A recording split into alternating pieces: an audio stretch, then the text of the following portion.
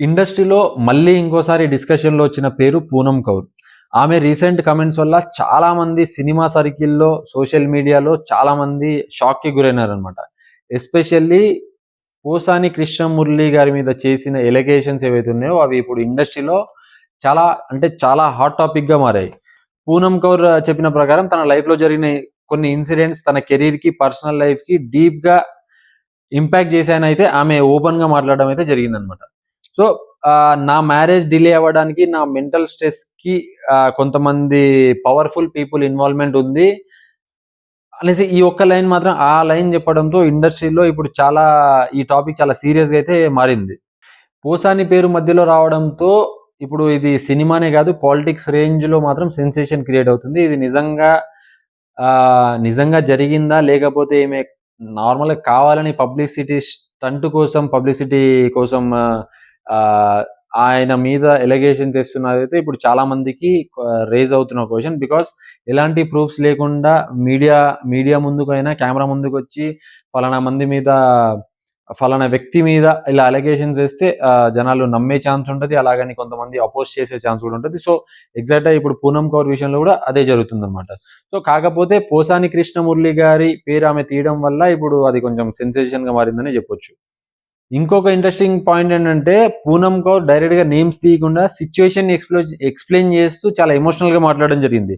అంటే ఇండస్ట్రీలో ఇన్‌ఫ్లుయెన్స్ ఉన్నవాళ్ళు ఇలా కూడా బిహేవ్ చేస్తారా? ఒక అమ్మాయి లైఫ్ స్పాయిల్ అవుతుందేమో అని ఎవరైనా ఆలోచించారా? అని ఎమోషనల్‌గా అయితే చెప్పడం జరిగింది.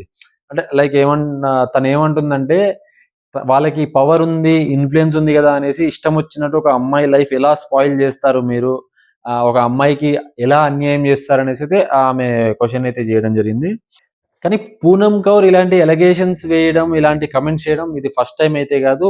గతంలో గూడా తను చాలా సార్లు ఇలా చెప్పడం జరిగింది. తన లైఫ్‌లో జరిగిన సెట్ బ్యాక్స్ గురించి, ఇన్సిడెంట్స్ గురించి చాలా సార్లు తను మీడియా ముందుకొచ్చి లేదంటే పర్సనల్‌గా తను కెమెరా ముందుకొచ్చి చెప్పడం అయితే చాలా సార్లు జరిగింది. బట్ ఫస్ట్ టైమ్ తను ఒక ఇండివిడ్యుయల్‌ని టార్గెట్ చేస్తూ కామెంట్స్ చేసింది కాబట్టి ఇది కొంచెం రీసెంట్ ఇష్యూస్‌ని పోల్చుకుంటే ఇప్పుడు హాట్ టాపిక్‌గా మారిందనమాట. సో, పోసాని కృష్ణమురళి అనే ఒక పర్సన్ పొలిటికల్‌కి సంబంధించిన వాళ్ళు ప్లస్ మూవీ యాక్టర్ కాబట్టి ఇది కొంచెం సెన్సేషనల్ అవుతుందనే అనిపిస్తుంది. తను ఒక ఇండివిడ్యుయల్ మీద పడడంతో కాంట్రోవర్సీ కొంచెం పీక్స్‌లోకెళ్ళిందని మనం చెప్పొచ్చు.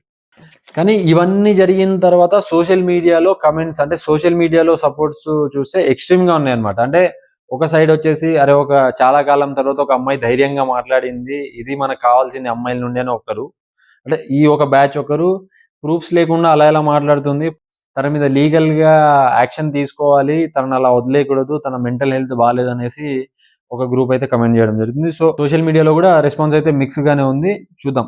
ఇంకో సైడ్ ప్రూఫ్స్ లేకుండా ఇలా ఒకరిని క్యారెక్టర్ అసాసినేషన్ చేయడం కూడా కరెక్ట్ కాదు అనేసి అయితే కొంతమంది కమెంట్ చేస్తున్నారు. ఇంకో కాంట్రోవర్షియల్ యాంగిల్ ఏంటంటే పోసాని కృష్ణమురళి అనేవాళ్ళు పొలిటికల్ కాంట్రోవర్సీ మేకర్. అంటే తన స్టేట్మెంట్స్‌తో, తన కమెంట్స్‌తో ఎప్పటికప్పుడు కాంట్రోవర్సీలో నిల్చొని అందరి మీద అసభ్యకరంగా మాట్లాడే వ్యక్తి పోసాని కాబట్టి, సో, ఆయన మీదే తిను ఎలిగేషన్స్ చేసింది కాబట్టి అది కొంచెం హాట్ టాపిక్‌గా మారింది.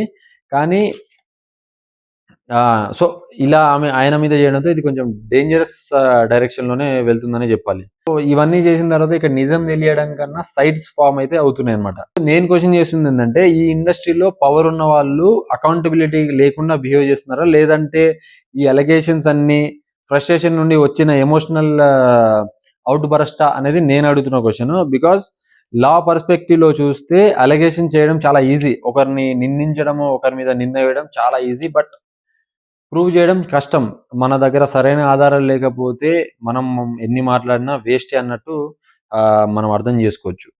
కానీ చాలామంది వుమెన్ గూడా ఏందన్నారంటే ఇయర్స్ తడబడి తన పెయిన్‌ని తనలో మోస్తుంది. సో, ఇప్పుడు ఒకేసారి బయటికొస్తే ఆ ఇంపాక్ట్ ఎలా ఉంటుందో మీరు గూడా చూడండి. ఇప్పుడు మీకు తెలుస్తుంది అనేలాగైతే కొంతమంది వుమెన్స్ గూడా పూనం కౌర్ గారినైతే సపోర్ట్ చేయడం జరుగుతుంది. సో, ఇది పబ్లిసిటీ స్టంట్ అని కూడా చెప్తున్న వాళ్ళు చాలామందున్నారు. తనకి మూవీ ఆఫర్స్ లేక, తన కెరీర్ గ్రాఫ్ పడిపోవడంతో ఇన్‌కమ్ లేక ఇలాం ఇలాంటి అటెన్షన్ కోసం ఇలాంటి మాటలు మాట్లాడుతున్నారు అనేసైతే పిచ్చి పిచ్చి కామెంట్స్ అయితే చేస్తున్నారు కొంతమంది. ఈ మైండ్ సెట్ కూడా కొంచెం డేంజరస్ అనే చెప్పాలి. అంటే సోషల్ మీడియాలో ఎక్కువ కామెంట్ వస్తుందేంటంటే ఒక అమ్మాయి ఓపెన్‌గా మాట్లాడితే దాన్ని పబ్లిసిటీ యాంగిల్‌లో ఎందుకు చూడడం? తన బాధని చూడొచ్చు గదా! అంటే తన సైడ్ గూడా ఒక న్యాయాన్ని వెతకొచ్చు గదా! అనేసి చాలామంది కామెంట్ జేస్తున్నారు. కానీ కొంతమందొచ్చేసి తనకి అపోజ్‌గా, అగెయిన్స్ట్‌గా మాట్లాడుతున్నారనమాట. అంటే సో, గతంలో గూడా పవన్ కళ్యాణ్ గారిని, త్రివిక్రమ్ గారిని చాలా మాటలు అన్నారు. అండ్ వాళ్ళ మీద గూడా చాలా టూ మచ్‌గా అలిగేషన్స్ వేశారు.